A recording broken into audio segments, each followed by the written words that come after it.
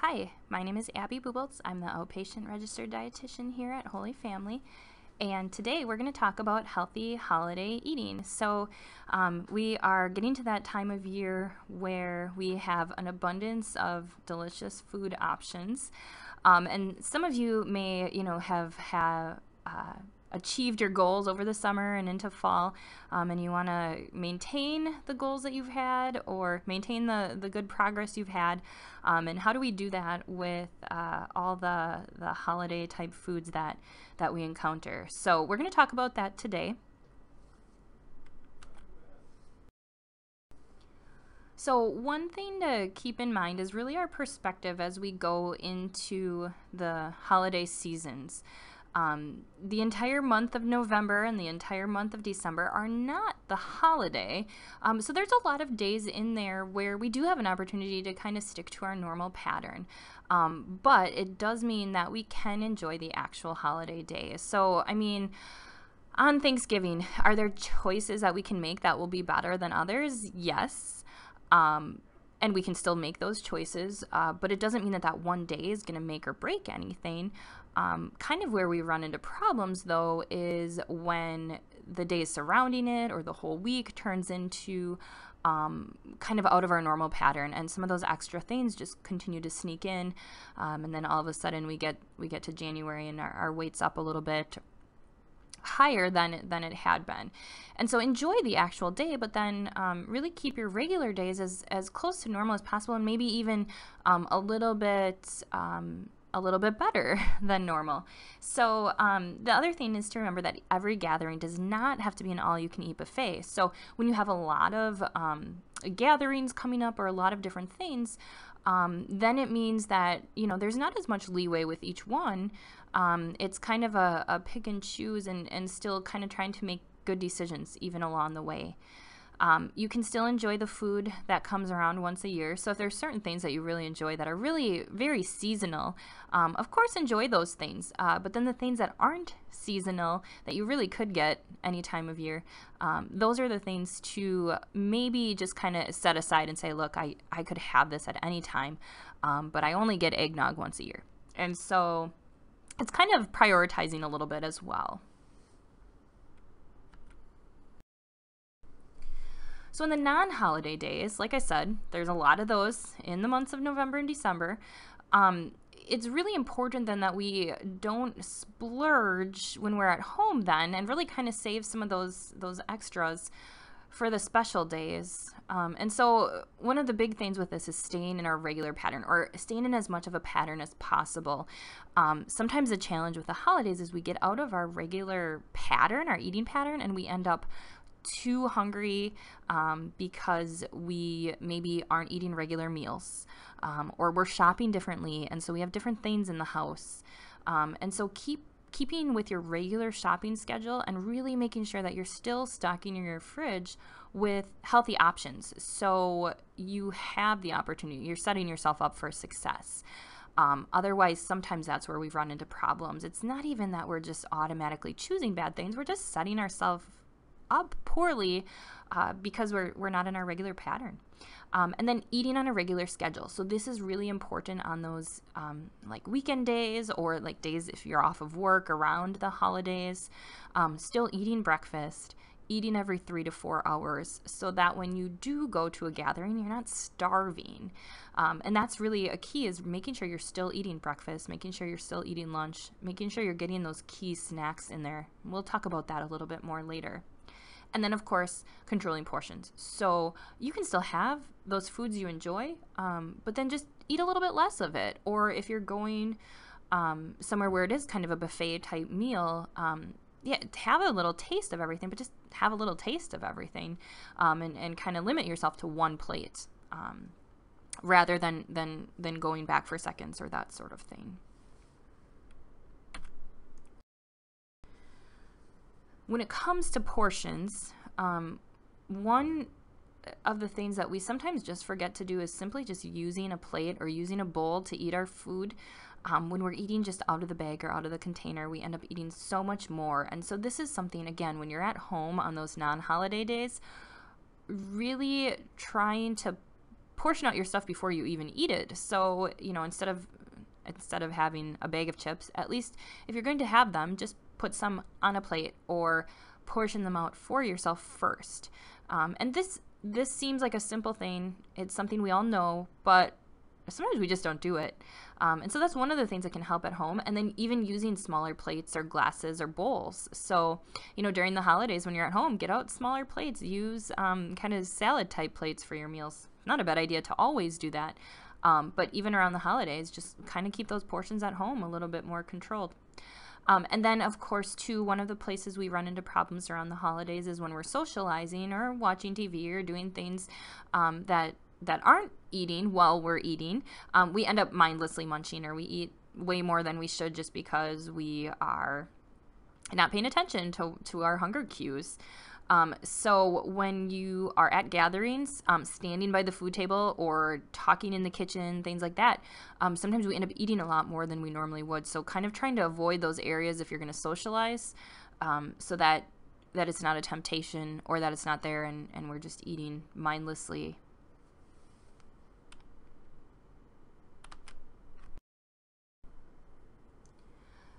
The other big piece with the holidays is focusing on weight maintenance. Of course, it is possible to lose during the holidays, and people do that, and that's very realistic to do.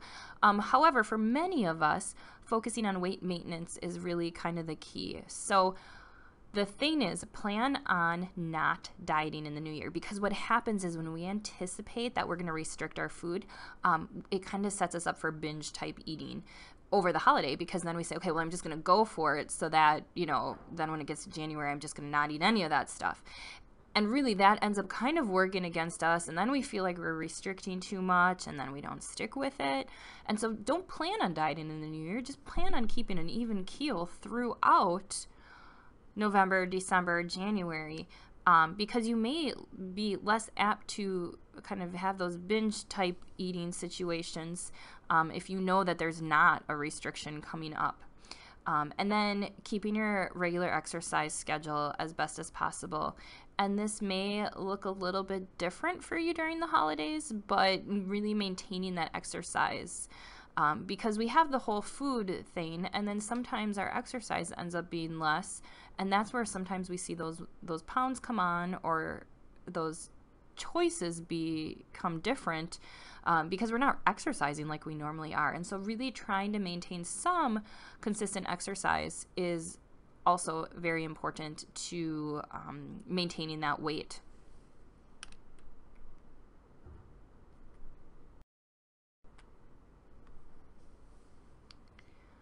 So one of the ways to kind of stay on track during the holidays, there's a lot of different ways to do this, and not every one of these will work for everyone.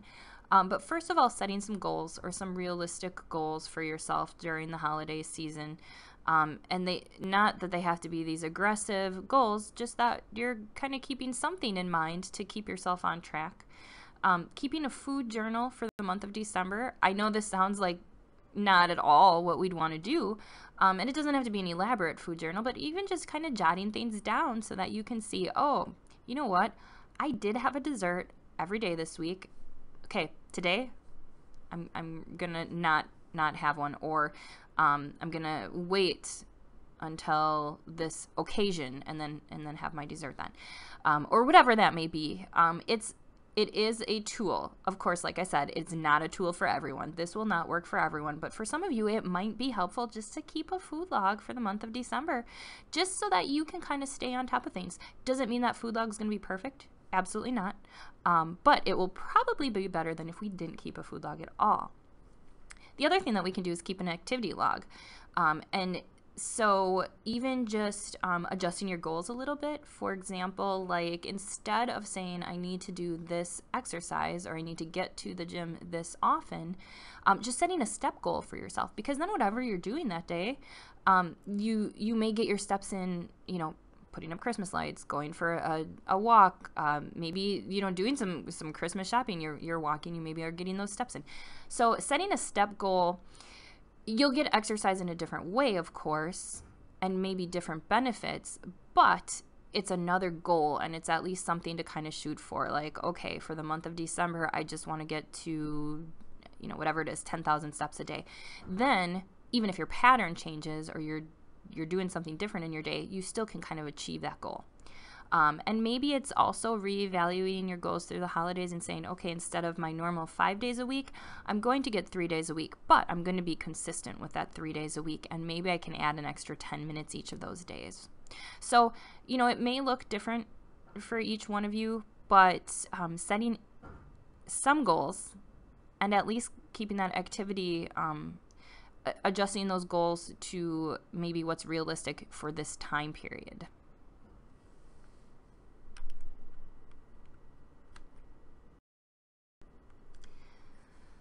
So we know little bites and sips add up, but just to put that in a little bit of perspective. So of course there's always little candies, sitting around at the holidays. And since we have Halloween next week, there will be little candies sitting around. So one mini Snickers is about 100 calories, and that could be any sort of mini candy. Let's say you have 10 in a week, which, okay, it sounds like a lot, but it really isn't when we have, let's say 2 a day. It's so easy to get 10 of those in a week. That's about 1,000 calories, okay? And that would mean 3 extra hours of activity just to burn those calories. Now, of course, we look at so many different factors related to food in, food out, exercise, things like that. But this is just one way to put it in perspective, that over the course of 8 weeks can have an impact. The other factor besides the little bites is also the beverages. And sometimes around the holidays, our beverages vary a little bit. Maybe there's, alcohol, there's maybe more things like hot chocolate or eggnog or, sugary type beverages, maybe a little bit more than normal for you. And so keeping in mind beverages is really important because we know and I've probably mentioned this before, but we know that with the research that's out there, when we drink sugary beverages, we don't adjust our calorie intake. We don't naturally adjust it unless we're making a conscious effort. But we don't naturally adjust our food intake. It's just over and above. So when we have those sugary beverages over the holidays, it just adds to our calories. And oftentimes it's just adding sugar. So again, if you're worried about blood sugars or that sort of thing, of course, it's going to have a big impact on that. But beyond that, we don't get the nutrients from it. So it adds calories, but it really doesn't add much in the way of extra nutrients. So just something to keep in mind is really looking at beverages. And maybe sometimes for some people, it might just be, I just need to track my beverages over the holidays, or I need to limit it to one extra every couple days or whatever that may be. But really keep a close eye on the beverages because they can add up. And so I'm going to show you a little graphic that shows that. As we know, juices and coffees and sodas and any sort of fruit punch, fruit drinks, tea, beer, all of those things, I mean, if you look at it, those calories can add up pretty quickly, unfortunately. And over the course of the day, that's 1,300 extra calories. Now, you probably aren't adding all of those every day, but you can see the impact that has. So just something to, again, keep in the back of your mind as maybe an area to focus on over the holidays.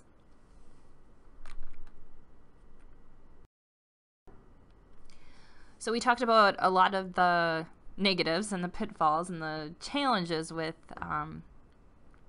holidays, but what are some of the things we can do? So first of all, really focusing on conversation versus food. So celebrate being with family and friends versus the food, and maybe as part of the holidays, do something active. So maybe it's okay, this relative is here, we're having a conversation, can we do that while we're walking? Snowshoeing or hiking, that is something that can be an activity. It can be part of the holiday celebrations. Even playing with your kids in the snow. Hopefully we don't have snow anytime soon. Taking a class, so maybe if you're if you're off, for a day that's different for you, maybe there's a class that you can take that you don't normally get to take, or something different that you can do. So kind of adding that activity in there in ways that maybe you wouldn't normally get, but maybe now it's something that you can incorporate as part of the process. Like I said, we had kind of mentioned talking about regular meals. Try not to save room for those special occasions. When we try to save room, we usually overdo it. It doesn't mean you can't make good choices leading up to that meal, knowing that maybe you don't have the greatest options. But when we save room, then we end up so hungry and we end up doing bigger portions of some of those foods that maybe we wouldn't normally have done. And then you get to that meal and you go, you know what, the appetizer sounds really good because I'm really hungry. Being proactive with our eating. So again, just that still eating meals and snacks even when you know you have a gathering coming up or, you're eating out. We make better decisions when we're not hungry. And I know I've said this before, but usually when we're starving, we don't crave veggies. Eat a substantial breakfast. That's important. So really starting that day off well, no matter what your day looks like. A combination of carbohydrates and protein. Sometimes we forget the protein because our breakfast foods are very carb heavy. And so making sure that we are getting some protein in there, eggs or a string cheese or nuts or whatever that protein may be, peanut butter. But protein at breakfast is a big key to staying full a little bit longer. And then, of course, bringing snacks along if you're out and about. So, again, when our pattern is different during the holidays, sometimes we end up relying on something quick. We'll quick grab something at fast food while we're out and about, or we've got a long trip, and so we're going to just grab something. But sometimes just planning ahead a little bit and bringing snacks or bringing something along that's maybe a better option can be helpful in, again, keeping that appetite even. Some bring-along snacks, some good bring-along snacks are things like nuts, so almonds, walnuts, pistachios, things like that. Maybe a trail mix and kind of a make-your-own trail mix with things that you or your family likes. This is a time where sometimes granola bars can be a tool because it's still better than like fast food or eating out. A couple brands here. Now within those brands, there's better options than others, but even homemade granola bars can be an option. String cheese, of course, is an easy one. Fresh fruit, potentially dried fruit is a little bit high in sugar, but it can be an option. Again, still better than grabbing a cookie at a gas station. Applesauce, crackers even, so some, whole grain, whole wheat type crackers can be a good option for on the go.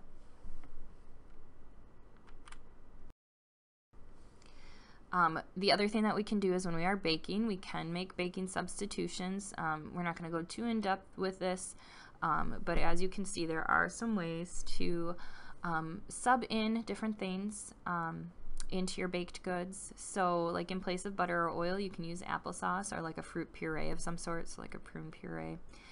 With sugar, usually you can decrease the sugar by about half and still not really impact the recipe negatively. For sour cream, you can do a lower fat or a lighter version. I don't always suggest the fat-free versions of some of the things because they sometimes have more sugar, more sodium, but again, kind of looking at the label with that. And even for flour, you can sometimes use like a whole wheat flour in place of a regular all-purpose flour. So there's definitely some substitutions that can be made. And this is going to vary. Sometimes it's trial and error, and sometimes it may be, okay, make the regular version, but just, keep your amount small. So a couple things to keep in mind. First of all, prioritize your favorite. So eat the things you enjoy.